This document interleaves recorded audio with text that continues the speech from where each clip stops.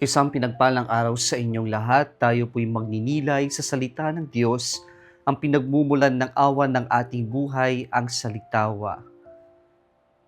Mga kapatid, ngayon po yung huling araw ng ating octave of Easter, kung saan sa buong isang linggo pinagdiriwang natin yung isang araw, yung mismong araw ng muling pagkabuhay ng ating Panginoon.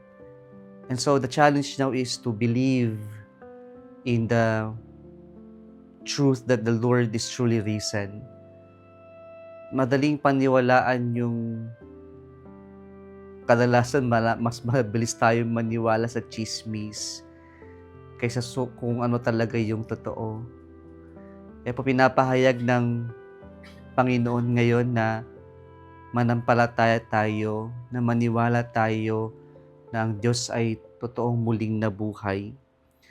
Kaya sa ating ebanghelyo ngayon, when Jesus appeared in the midst, despite of the news that came to the disciples that the Lord is truly risen, He rebuked them because of the hardness of their hearts, because of unbelief, because of the lack of faith that they had.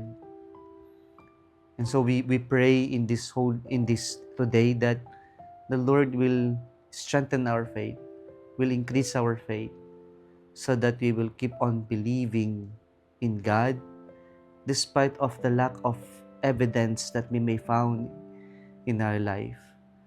But we believe because we experience Him despite of the lack of physical evidence that we may have in our life. Kaya po na ito yung hamon sa atin na kapag tayo'y nanampalataya sa Diyos, and then at the end of our gospel reading today, the Lord commissioned them to preach this good news to other people. Kaya po tayong lahat na nananampalataya sa Diyos ng muling nabuhay, ang misyon natin ay ang ibahagi ang ating pananampalataya sa Diyos. Yung tayo yung magbigay ng kapayapaan, tayo yung maging instrumento ng pag-asa sa ating kapwa. Dalhin natin ang ating pananampalataya, dalhin natin ng Diyos na muling nabuhay sa ating kapwa, lalong higit sa mga nawawalan ng pag-asa at tila hindi na naniniwala sa Diyos.